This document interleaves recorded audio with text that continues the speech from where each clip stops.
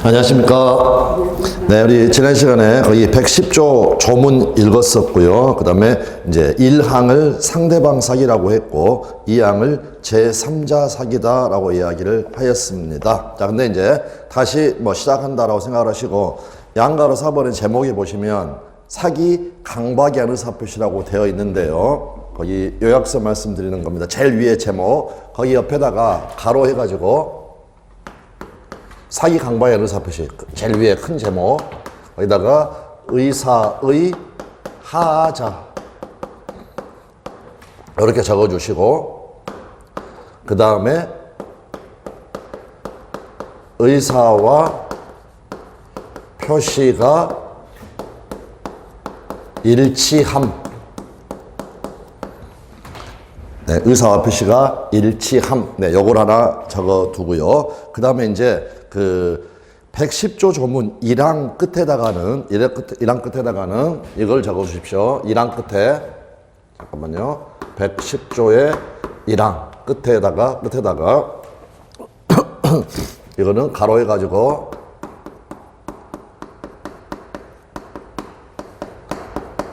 상대방 사기. 네, 그걸 하나 적어 주시고, 그 다음에 뭘 하나 적어 주시느냐. 제일 중요한 판례. 대리인.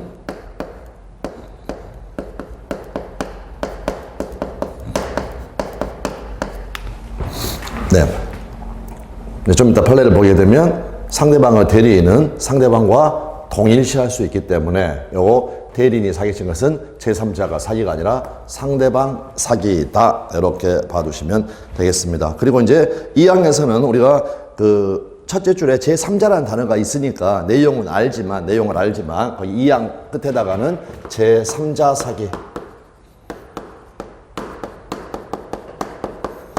이렇게 해두고요. 그 다음에 어차피 요 부분이 너무 중요한 부분이기 때문에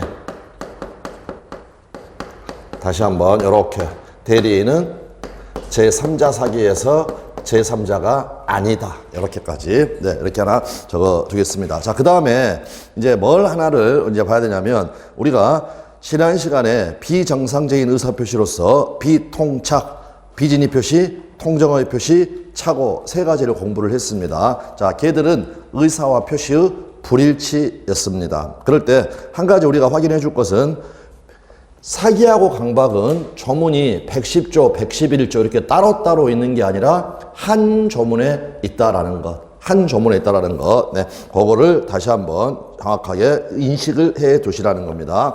조문 다시 읽겠습니다. 1항, 사기나 강박의 의사표시는 취소할 수 있다. 상대방이 사기쳤기 때문에 깔끔하게 안 따지고 취소를 할 수가 있다라는 겁니다. 역시 상대방의 대리인은 상대방하고 똑같기 때문에 대리인이 사기를 쳤을 때에도 안 따지고 깔끔하게 취소할 수 있다라는 겁니다. 그런데 2항, 상대방이 있는 의사표시에 관하여 제3자가 사기나 강박을 행한 경우에는 상대방의 보호 필요 여부, 요거를 따져가지고 그 사실을 알았거나 알 수 있었을 경우에 한하여 그 의사표시를 취소할 수 있다. 그 말은 상대방이 선이 무과실이면 취소하지 못한다라는 이야기고요. 3항, 전 2항의 의사표시의 취소는, 즉 사기나 강박에 한 의사표시가 취소돼서 무효가 됐을 때 그 무효는 선의의 제3자에게 대항하지 못한다. 이렇게 해서 역시 상대적 무효를 규정하고 있구나라는 것 알아두시면 되겠습니다. 자, 그 다음에 이제 사기라는 것은요, 고의로 다른 사람, 즉 타인을 기망을 해가지고 착오에 빠뜨리는 위법 행위를 이야기를 합니다.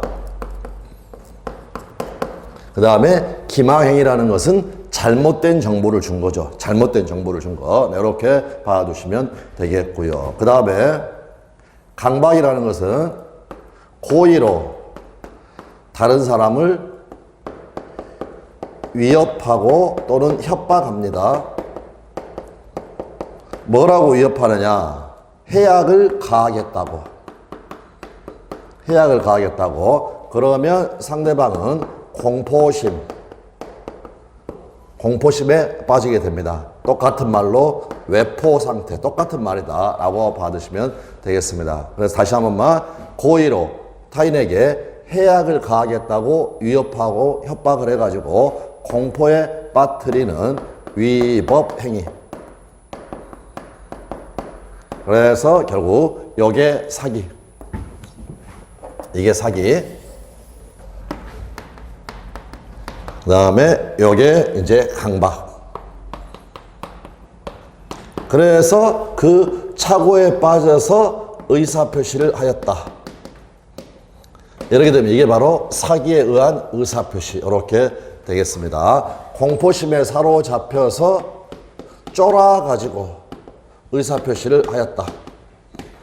이게 강박에 의한 의사표시. 이렇게 된다라는 겁니다. 그런데 방금 봤지만 사기와 강박은요, 행위, 수단 등이 조금 다를 뿐이지 구조 자체가 또 같다라는 것. 네, 이렇게 해서 일단 이 부분을 봐두시면 되겠습니다. 그래서 방금 1번 사기에 의한 의사표시에 의와 요건이 나와 있고요. 방금 그림을 생각을 하시면서 사기는 고의로 사람을 기망하여 착오에 빠지게 하는 위법 행위를 말을 한다라는 겁니다. 자, 그럴 때 가로에서 보시는 것처럼 재산상에 손해를 입히려고 하는 의사는 불료. 아, 저기 불료했으니까 그 X는 지워버려야 되겠습니다, 여러분. 필요치 않다. 그 X는 지워버려야죠. 예. 그러니까 무슨 말이냐면 제가 예를 들어서 여러분을 속였다라고 생각을 하십시오. 근데 여러분이 재산상 손해는 입은 거는 없습니다. 그래도 기분은 나쁘죠.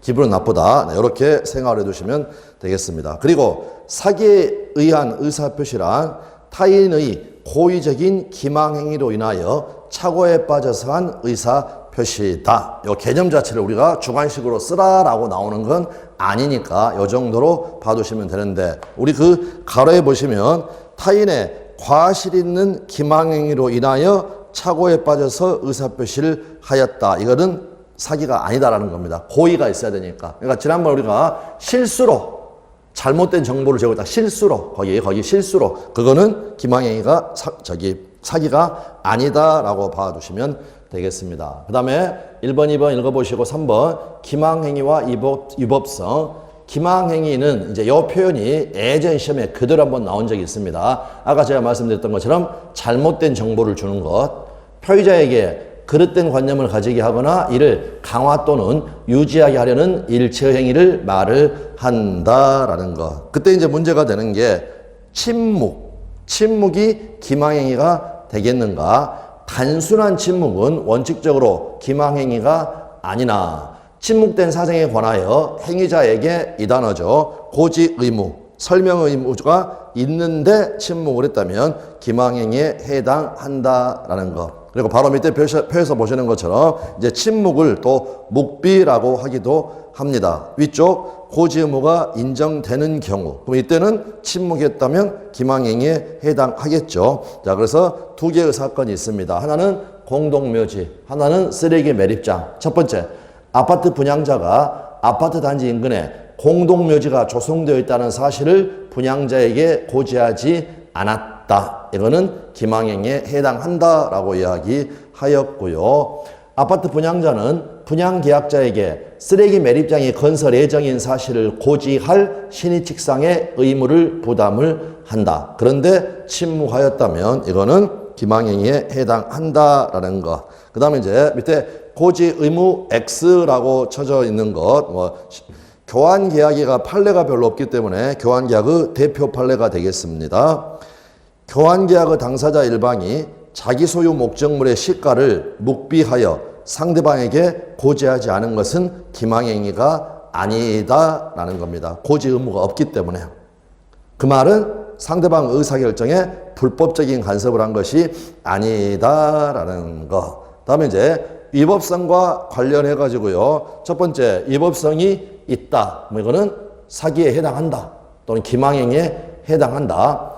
상품의 선전 광고에 있어서 거래의 중요한 사항에 관하여 구체적 사실을 신의성실의 의무에 비추어 비난받을 정도의 방법으로 허위로 고지하였다. 이거는 기망행위에 해당한다라는 거 이렇게 봐주시면 되겠습니다. 그런데 여기서 이제 한 가지만 조금 주의를 하셔야 될게요. 우리 판례는요 그 사기하고 그냥 기망행위하고 다 섞어서 써버립니다. 이걸 정확하게 말하려면 사기가 아니다라고 해야 되는데 판례는 기망행위가 아니다 또는 기망행위에 해당한다. 아까도 말씀드렸지만 좁은 의미로 요 기망이라는 단어 자체는 잘못된 정보를 제공한 것, 이게 기망입니다. 좁은 의미로. 그런데 그냥 판례는 넓게 해가지고요 그냥 기망행위에 해당하지 않는다 또는 해당한다라는 표현을 씁니다. 자, 그래서 여기 봐두시면 되겠습니다. 자, 그래서 위법성. 상품의 선정 광고에 있어서 거래의 중요한 사항에 관하여 구체적 사실을 신의성실의 의무에 비추어 비난받을 정도의 방법으로 허위로 고지하였다. 이거는 기망행위에 해당하겠죠. 그런데 바로 밑에 선전 광고에 다소의 과장 허위가 수반되는 것은 그것이 일반 상거래의 관행과 신의 측에 비추어 시인될 수 있는 한 기망성이 결여된다. 사기가 아니다라는 거 뭐 읽어보면 알 수가 있겠습니다. 우측에 가가지고요 또 기출판례. 분양회사가 상가를 분양하면서 그곳에 첨단 오락타운을 조성하여 수익을 보장한다는 다소 과장된 선전 광고, 이거는 기망행위에 해당하지 않는다라는 것. 이제 아까는 그 교환계약에서 시가를 묵비한 거였는데 특별한 사정이 없는 한 교환계약의 당사자 일방이 자기 소유 목적물의 시가를 허위로 고지하였다. 역시 기망행위가 아니다. 결국 두 개를 묶으면 시가의 묵비 또는 허위 고지 전부 다 기망행위가 아니다라는 게 되겠습니다. 방가로 2번 강박. 강박은 고의로 해악을 가하겠다고 위협하여 공포심을 일으키게 하는 위법 행위를 말을 하고, 따라서 강박에 대한 의사표시는 표의자가 타인의 강박행위로 인하여 공포심에 사로잡혀서 한 의사표시이다. 그러니까 사기는 속아서, 강박은 쫄아서 이렇게 봐두시면 되겠습니다. 3번에 강박행위와 위법성 나와 있습니다. 다시 한번 반복됩니다. 강박행위는 고의로 해악을 가하겠다고 위협하여 공포심을 일으키게 하는 위법 행위를 말한다. 따라서 여기가 기출판례죠. 어떤 해악의 고지 없이 단순히 각서에 서명 날인할 것만을 강력히 요구하였다. 해악의 고지가 없기 때문에 이거는 강박행위가 아니다라는 것 이렇게 봐두시면 되겠습니다. 그 다음에 이제 판례가 말하는 어떠할 때 위법성이 있는가. 첫 번째, 해악의 고지로서 추구하는 이익 동그라미 내지는 하고 이익 여기 정당하지 않은 경우 밑줄. 다음 가로 고소고발이 부정한 이익의 취득 거기에 밑줄 목적에다 동그라미. 다음 강박의 수단으로 상대방에게 고지하는 해악의 내용 동그라미 법질서의 위배 밑줄. 다음 어떤 해악의 고지가 거래관념상 그 해악의 고지로서 추구하는 이익의 달성을 위한 수단 동그라미 부적당 이렇게 해두시면 되겠습니다. 그래서 이제 결국 무슨 말이냐면 우리 판례는요 강박행위의 위법성을 판단할 때 전체를 살핍니다. 전체를 살핀다. 그래서 방금 봤던 것처럼 뭐 예를 들어서 뭐 이익 또는 목적 이런 단어가 있다. 이런 단어가 있다. 자, 목적으로 한번 먼저 설명해 드려보겠습니다. 목적. 그 다음에 이 목적을 달성할 수 있는 수단이 있다라는 거. 그런데 예를 들어서 목적은 아무런 문제가 없다. 정당하다. 그러하 하더라도 수단이 부적당하다. 그러면 전체를 살피기 때문에 요 하나만 보는 게 아니라 전체를 살피기 때문에 결론적으로 위법하다라는 내용이 나온다라는 겁니다. 그 다음에 가령 또 수단은 문제가 없다.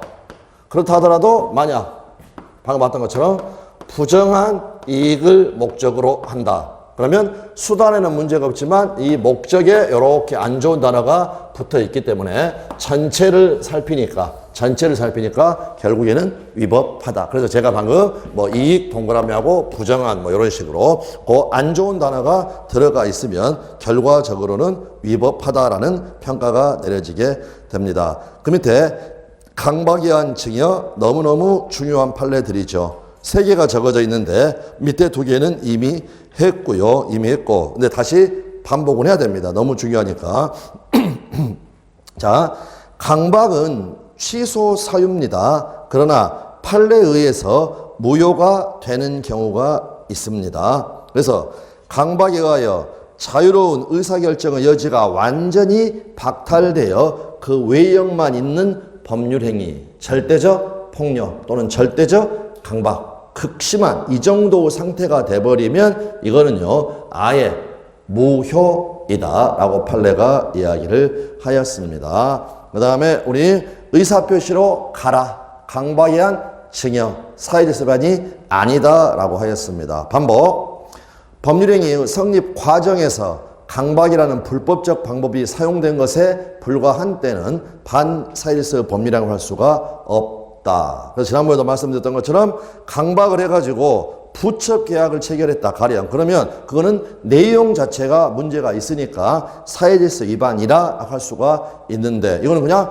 증여한 거니까 내용에는 아무런 문제가 없습니다. 그래서 사회질서 위반이 아니다라는 거. 그 다음에 비진입 표시 X 적어져 있는 거 지난번에 적었었죠. 남단공의 강대사 적었고 2개, 1개 이렇게 적었었습니다. 거기에 나와 있는 지금 강입니다. 강박에 의한 증여, 비진입 표시가 아니다라는 거. 강박에 의해 증여의 의사표시를 하였다고 하여 증여의 내심의 효과 의사가 결여 없는 것이라고 할 수 없다. 이 중에 부정이니까 있다라는 뜻이 된다. 그래서 여기서는 그냥 비진입 표시 X 요거 강대사. 강은 강박에 의한 증여, 대는 대출 명의되어 얘들은 비진입 표시가 아니다. 그러나 사직의사 없이 사용자의 지시 강요하여 사직원을 제출했다면 그거는 비진입 표시에 해당한다. 공법행위에는 적용되지 않는다. 대리권 남용, 단독행위에는 적용이 된다라고 말씀을 드렸던 겁니다. 일단은 계속 반복해가지고 이것 자체가 중요하다라고 해서 외워지면 되겠습니다. 그 다음에 작은 동그라미 4번 인과관계가 필요하고요. 인과관계가 필요하고 자 이제 효과 읽어보시면 되겠고 방가로 4번 제3자의 사기 강박의 경우 밑에 표가 나와 있습니다. 그래서 저기 표 중에서 첫 번째 표만 보면 되겠습니다. 상대방의 대리인 아까 우리가 여기 110조이랑 깔끔한 거 사기나 강박에 의한 의사표시는 취소할 수 있다를 상대방 사기라고 했는데 이때 요 대리인은 상대방과 똑같다. 동일시할 수 있다. 그래서 다시 한번 썼었죠. 제3자 사기 2항에다가 다시 한번 대리인은 제3자 사기에서 제3자가 아니다라는 거 그렇게 봐두시면 되겠습니다. 너무너무 중요하죠. 자, 그래서 상대방의 대리인이 사기를 쳤습니다. 그러면 상대방과 동일시할 수 있기 때문에 똑같기 때문에 제3자에 해당하지 않는다. 그러므로 옆에 조문을 보게 되면 110조 2항으로 가는 게 아니라 110조 1항으로 가게 됩니다. 그 말은 상대방이 선이 무과실이라도 취소할 수 있다라는 거, 안 따지고 취소할 수 있다라고 봐두시면 되겠습니다. 됐고요. 그다음에 관련 제도에서 두 번째 줄 소송행위, 신공소, 신불행위, 공법행위, 소송행위에는 법률행위에 관한 규정, 의사표시에 관한 규정이 적용되지 않습니다. 그러므로 민법상 법률행위에 관한 규정은 민사소송법상의 소송행위에는 특별한 규정, 그 밖에 특별한 사정이 없는 한 적용이 없다라는 거 확인하시면 되겠고 따라서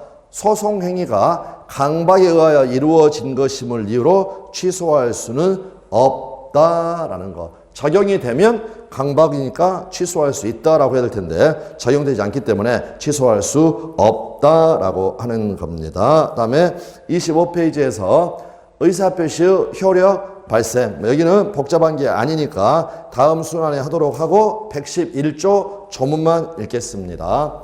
의사표시의 효력 발생 시기 1항 상대방이 있는 의사표시는 상대방에게 도달한 때에 그 효력이 생긴다. 그래서 우리 민법은 도달주의를 원칙으로 하고 있습니다. 2항 의사표시자가 그 통지를 발송한 후에 사망하거나 제한 능력자가 되어도 이거는 고려되지 않습니다. 의사표시 효력에 영향을 미치지 않는다. 단골 조문이고 또 계약법에서 청약의 의사표시, 청약으로 해가지고 지문이 자주 나온다. 이렇게 봐두시면 되겠습니다. 그러니까 결론적으로 111조 1항은요.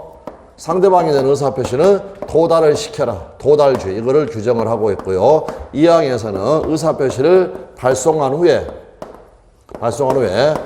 일정한 사정 변경이 생겼고요. 그 사정 변경이 뭐냐? 사망 또는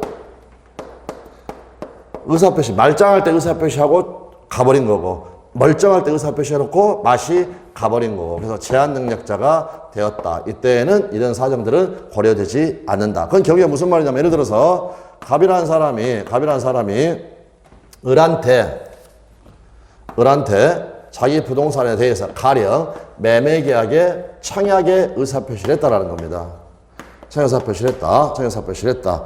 그리고 나서 요 갑이 사망을 하였다. 또는 제한 능력자가 되었다라는 거. 그러면 이 조문의 취지는 뭐냐면 예를 들어서 갑이 사망을 하였다. 그러면 고인이 살아있을 때 요 뜻을 존중하자라는 겁니다. 따라서 누가 그 뜻을 따라주면 되냐면 상속인이 처리를 해주면 됩니다. 계약은 체결되고 상속인이 소유권 이전해주고 돈 받으면 된다라는 거. 그렇게 봐두시면 되겠습니다. 물론 상속인도 없고 그냥 혈혈단신이다. 그러면 계약 자체가 성립할 수가 없고요. 자, 다시 갑이 을한테 청약의 의사표시를 하고 맛이 가버렸다. 제한 능력자가 되었다. 멀쩡했을 때 갑의 의사를 존중을 하는 겁니다. 그러니까 이때는 누가 처리를 해주면 되는 거냐? 법정 대리인이 처리를 해주면 되기 때문에 영향이 없다라고 판례가 이야기를 합니다.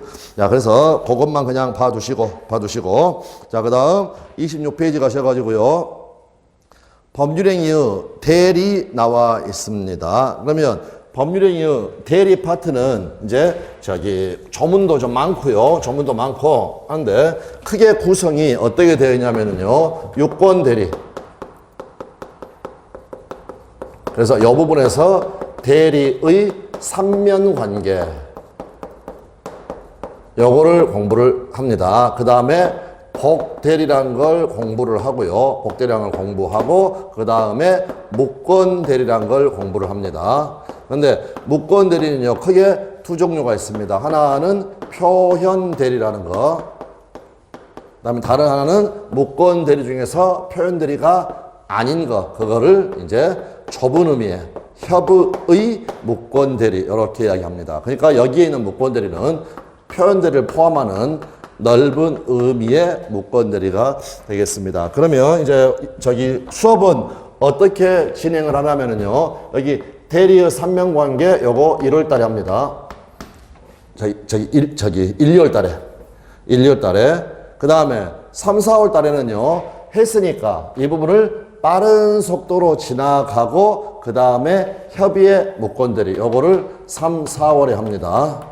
그 다음 5, 6월 달에는 애들 했으니까 역시 또 빠른 속도로 체크를 하고 그때 이렇게 복대리하고 표현대리 이런 식으로 나눠서 본다라고 보시면 되겠습니다. 자, 법률행위의 대리 서설. 대리란 타인이 본인의 이름으로 의사표시를 하거나 또는 의사표시를 수령 받음으로써 그 법률 효과가 직접 본인에 관하여 생기는 제도이다. 2절 대리권 나와 있고요. 대리권의 의. 대리권이란 타인이 본인의 이름으로 의사표시를 하거나 또는 의사표시를 받음으로써 직접 본인에게 법률 효과를 발생시키는 지위 또는 자격이다. 그랬고 114조에서 대리행위의 효력을 규정을 하고 있습니다. 자, 여러분이 갑, 제가 을, 여러분의 부동산에 대해서 제가 가가지고요 병하고 매매 계약을 체결을 합니다. 매매 계약을 체결한다. 그런데 제가 병하고 매매 계약을 했는데 여러분이 병에 대해서 소유권 이전 의무를 부담을 하게 된다는 겁니다. 의사표시를 안 했는데도 즉 남이 한 의사표시 때문에 여러분이 소유권 이전 의무를 부담을 한다. 원칙적으로 말이 안 되죠. 그러므로 세 가지의 요건이 갖춰져야 됩니다. 그래서 첫 번째, 을에게 대리권이 있어야 합니다.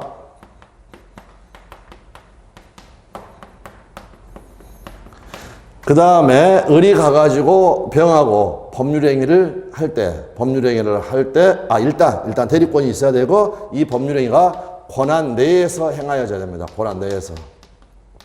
그 다음에 이 매매계약을 할 때 본인의 이름으로 매매계약을 해야 됩니다. 그걸 뭐라고 하느냐? 현명. 그래서 이렇게 세 가지가 갖춰져야 그 효과가 갑에게 귀속됩니다. 그래서 제가 가령 여러분을 저한테 여러분 대리권을 줬다. 그럼 을한테 가가지고요, 여러분을 대리해가지고 청약의 의사표시를 하고, 그 다음에 또 여러분을 대리해서 병의 승낙의 의사표시를 수령합니다. 그래서 이걸 하는 것을 능동대리, 요거 받는 거 이거를 수동대리, 이렇게 이야기를 하죠. 자, 그래서 거기가 요건이 적어져 있습니다. 이랑 대리인이, 이 말이 대리권이 존재할 것. 2번, 그 권한 내의 행위일 것. 권한 내에서. 다음, 본인을 위한 것임을 표시할 것. 현명이죠. 그리고서 한 의사표시는 직접 본인에게 대하여 효력이 생긴다. 이건 이제 청약의 의사표시를 한 겁니다. 이항, 천하의 규정은 대리인에게 대한 제3자의 의사표시에 준용을 한다라는 것. 대리인에게 대한 의사표시. 그러니까 이거는 승낙 의사표시를 수령하는 것을 이야기를 합니다. 그랬고, 양걸 이번에 대리권의 종류와 발생 원인 및 범위. 종류와 발생 원인은 가볍게 보시면 되고, 시험은 범위부터 출제가 되죠. 종류는 보시는 것처럼 법정 대리권, 임의 대리권 이렇게 나눌 수가 있고요. 법정 대리권은 당연히 법률의 규정 등에 의해서 발생을 합니다. 범위 역시 법에 적어져 있겠죠. 여기는 우리가 신경 쓸 필요가 없습니다. 임의 대리권의 발생 원인은 본인의 수권 행위에 의해서 발생을 합니다. 다시 한번, 법정 대리권은 법에 기초하는 거고, 임의 대리권은 본인의 의사에 기초하는 겁니다. 수권행위, 동철, 상추면수, 법률행위, 불효식이 원칙이 되겠죠. 수권행위는 불효식 행위니까 어떻습니까? 명시적으로 할 수도 있고 묵시적인 방법으로도 할 수 있다라는 것. 다음, 범위와 관련하여 수권행위의 해석에 의해서 결정이 되는데, 이 부분은 바로 밑에 보시는 것처럼 수권행위의 해석과 관련된 판례들이 있으니까 그 판례들을 정리를 하시면 되겠습니다. 그래서 바로 밑에 권한 5 이렇게 되어 있는 건 할 수 있다라는 거죠. 자, 그래서 첫 번째 지문, 임의 대리권은 그 권한에 부수하여 필요한 한도에서 상대방의 의사표시를 수령하는 수령 대리권을 포함하는 것이 원칙이다. 따라서 하나의 판례입니다. 매매계약, 체결의 대리권을 수여받은 대리인은 특별한 사정이 없는 한 중도금, 잔금을 수령할 권한이 있다. 수도 없이 시험에 출제가 됐던 판례가 되겠습니다. 다시 한번, 매매계약, 체결의 대리권을 수여받은 대리인, 이처럼 특정 사항에 관하여 대리권을 준 것, 이거를 특정 수권이라고 합니다. 이는 체결에 관해서만 대리권을 줬죠. 그런데 그 밑에 비교 판례를 보시면 매매계약의 체결과 이 행에 관하여 대리권을 줬습니다. 이런 걸 뭐라고 하냐? 포괄수권이라고 합니다. 일정 범위에 관해서 대리권을 준 것. 그러면 그 친구는 매매대금 지급기를 연기해 줄 권한도 있다. 있다라고 해서 일단 요 두 개의 판례가 시험에 아주 자주 출제가 됐기 때문에 네, 그렇게 봐두시면 되겠습니다. 자, 권한 X라고 적어져 있는 것은 거기 두 번째 판례.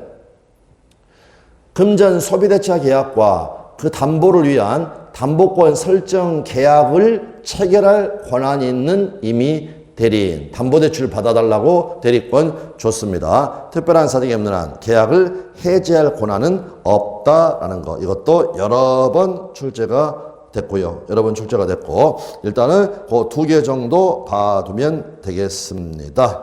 자, 그랬고 이제 양가로 3번 118조가 나와 있습니다. 조문 그대로 알아두시면 됩니다. 대리권의 범위.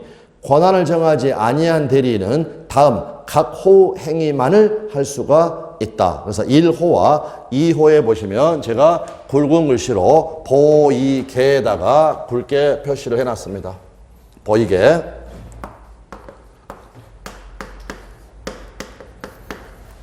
그래서 1호가 보존 행위.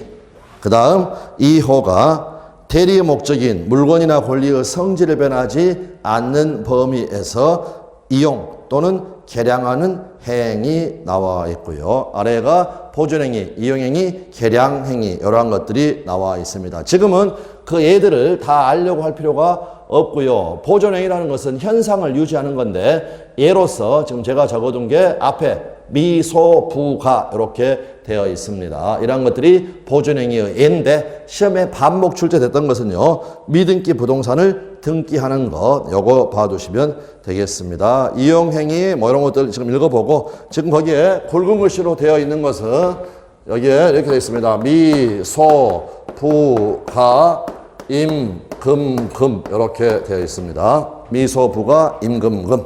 나머지 나중에 읽어봐도 되니까 여기서는 그냥 미등기 부동산의 등기 얘가 보존행위의 대표적인 경우다라고 봐두시면 되겠습니다. 그 밑에 확인합니다. 권한을 정하지 않은 대리인은 보존행위, 이용행위, 개량행위 등의 이른바 관리행위만 할 수가 있고 보이게가 관리행위입니다. 그 말은 처분행위는 하지 못한다라는 거. 네, 그 기출 확인해 주시면 되겠습니다. 다음. 권한을 정하지 않은 대리인은 은행 예금을 찾아 보다 높은 금리로 개인에게 빌려주거나 사채로 전환했죠. 예금을 주식으로 전환하는 행위는 하지 못한다. 성질이 변하기 때문에. 다음 아까 미소 부가에서 미가 미등기 부동산에 등기했습니다. 권한을 정하지 않은 대리인이 본인 소유의 미등기 부동산의 보존 등기를 하기 위해서 본인에 의한 특별수권은 필요치 않다. 할 수 있다라는 말이 바로 특별수권은 필요가 없다라는 거. 네, 그 내용 확인을 하시면 됩니다. 넘어가시고요.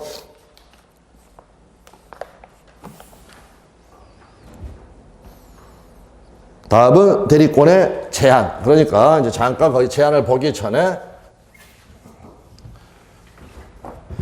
갑이 을한테 대리권을 줬다.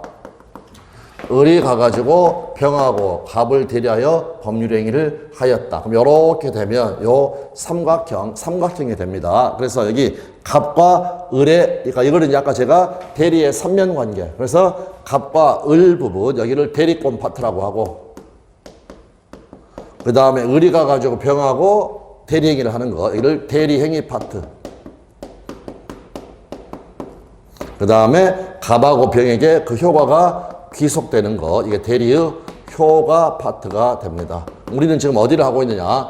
대리권 파트를 하고 있고요. 대리권 파트는 조금 전에 봤던 범위와 관련하여 수권행위 해석, 그 다음 118조, 그 다음에 지금 보고자 하는 대리권의 제한, 그 다음 대리권의 소멸. 네, 애들이 시험에 나오는 논점이 되겠습니다. 범위, 제한, 소멸. 그래서 대리권의 제한이 나옵니다. 근데 좌측에 큰 제목만 보면 자기계약 쌍방대리라는 게 있고, 다음 공동대리라는 게 있고, 대리권 남용이라는 거, 이 세 가지가 논의가 됩니다. 그랬고 자기계약 쌍방대리는 다시 이제 우측에 제일 위에 124조에서 규정을 하고 있습니다. 그럼 결국 자기계약과 쌍방대리 이거는 조문에 적어져 있지만 그 그림으로 생각하시면 되겠습니다. 갑이 을에게 매매계약을 체결해 달라라고 대리권을 주었다. 근데 을이 가가지고 상대방 병하고 계약을 한 게 아니라 자신하고 갑을 대리해서 매매계약을 체결하였다. 이거를 자기계약. 그 다음에 또 하나, 갑이 을에게 매도에 관한 대리권을 줬는데 병은 또 을에게 매수에 관한 대리권을 주었다. 그래서 을이 양쪽 쌍방을 대리해가지고 매매계약을 체결을 하였다. 이거를 쌍방대리. 네, 이렇게 이야기를 하죠. 그러면 자기계약이나 우리가 쌍방대리는 이거는 여러분 당연히 원칙적으로 어때야 되겠습니까? 금지가 되어야 되겠죠. 너무 당연한 겁니다. 이 경우에는 갑의 이익이 침해될 염려가 있고 이 경우에는 둘 중에 친한 사람, 덜 친한 사람의 이익이 침해될 염려가 있다라는 겁니다. 그래서 원칙적으로 금지가 되고 예외적으로 허용이 됩니다. 예외적으로 허용되는 허용 사유는 거의 허리가 되겠습니다. 허리. 읽어서 확인합니다. 124조.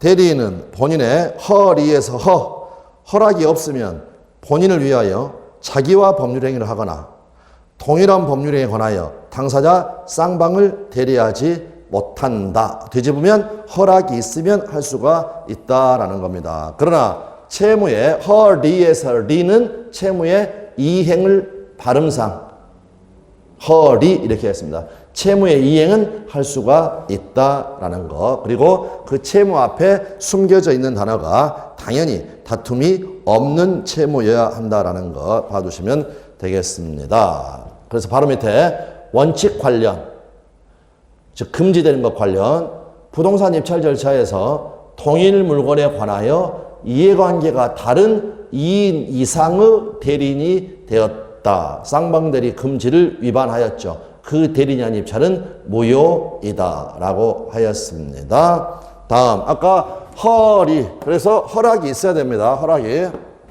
그런데 갑의 허락 없이 을이 자기계약을 하였다. 거기에 대한 이야기입니다. 본인의 허락이 없는 자기계약 무효가 되겠죠. 그러나 본인이 추인을 하게 되면 유효한 대리인이 될 수가 있다라는 것. 다음 예외적으로 허용이 되는데 이제 예외 관련 가장 전형적인 게 부동산 매도인과 매수인 쌍방을 대리한 등기 신청은 허용이 됩니다. 그 다음에 바로 그 밑에가 이제 채무의 이행은 할 수가 있다라는 것. 그래서 두 번 읽겠습니다. 대리인에 대한 본인의 금전 채무가 기한이 도래하였다. 대리인은 본인의 허락 없이 그 채무를 변제할 수 있다라는 거. 자, 이렇게 설명드리겠습니다. 본인이 회사, 대리인이 회사 사장. 그러면 월급날이 되면 회사 사장은 회사를 대리하여 직원들에게 월급을 줄 수가 있습니다. 그런데 자기 월급도 줄 수 있다라는 거죠. 자기 월급 주려고 할 때 회사 본인의 허락은 필요가 없다라는 것. 이유는 뭐냐? 채무의 이행은 허락 없이도 할 수가 있기 때문에. 그래서 다시 한번 읽어봅니다. 대리인에 대한 본인의 금전 채무가 기한이 도래하였다. 딱 줄이면 월급날이 되었다. 사장은 회사의 허락 없이 자기 월급 줄 수를 있다라는 거 이렇게 봐두시면 되겠습니다. 그 다음 이제 공동 대리 같은 경우에는요, 원칙 대리인이 여러 명인 때에는 각자 대리가 원칙입니다. 너무 시험에 많이 나왔는데 이거는 당연히 틀려서는 안 되겠죠. 그래서 만약 가로에서 보시는 것처럼 공동 대리가 원칙이다 하면 틀린 지문이 되겠고요. 그런데 예외적으로 법률이나 수권행위에서 달리 정하였다면 공동 대리가 되는 겁니다. 그러니까 원칙은 각자가 대리하는 건데 수권행위로 니들 같이 해라 라고 하면 그때는 공동으로 해야 되니까 대리권이 제한된다라는 거 봐주시면 되겠습니다. 그리고 밑에 적어져 있는 게 대리권 남용. 대리권 남용 또 한 번 씁니다. 비진입 표시에서 남단공의 강대사. 여기가 대리권 남용이 되겠습니다. 자, 갑이 은행, 을이 은행 지점장, 지점장님이 바로 은행의 대리인이라는 겁니다. 그러면 을이 이제 병 고객. 그래서 대리인이 지점장이 은행을 대리해서 병하고 예금 계약을 체결을 하였다. 예금 계약을 체결하였다. 그런데 이 예금 계약을 체결하는 목적이 뭐였느냐? 고객으로부터 돈을 받아가지고 그 돈을 삥땅 치려고. 두 글자라면 삥땅, 다섯 글자라면 대리권 남용. 남용한 거죠. 일곱 글자로 하면 배임적 대리행위. 이렇게 봐준다라는 겁니다. 그러면 이런 일이 벌어졌을 때 우리 판례는 이 사건을 어떻게 처리를 하느냐. 이 말이 비진입 표시 규정 여기에 유추 적용된다는 겁니다. 적용된다라고 해도 상관없습니다. 유추 적용한다. 그러면 결국에는요. 여기를 어렵게 생각하시는 분들이 있는데 이것만 알고 있으면 이것만 107조만 진의한 의사표시 효력 원칙 어떻게 됩니까? 유효. 예외적으로 표의자의 진위 아님을 상대방이 알았거나 알 수 있었으면 무효. 그대로 적용하면 되는 것이죠. 뭐 얘가 삥땅 친다. 그러면 예금계약은 원칙은 유효. 그런데 삥땅 친다는 것을 알았거나 알면서도 돈을 맡겼다. 그러면 이때는 무효. 이렇게 해결을 해 주시면 되겠습니다. 시험 자체는 너무너무 많이 출제가 되었죠. 원칙, 대리인이 배임행위를 한 경우에도 대리의사는 있기 때문에 그 대리행위는 유효한 것이 원칙이다. 예외, 대리인의 배임행위를 상대방이 알았거나 알 수 있었을 때에는 무효로 된다. 왜냐? 가로에서 보시는 것처럼 비진입 표시 규정을 유추 적용해서 해결하는 것이 우리 판례이기 때문에. 그래서 비진입 표시 규정의 효력을 완벽하게 알고 있다면 이것만 딱 기억하면 적용되지.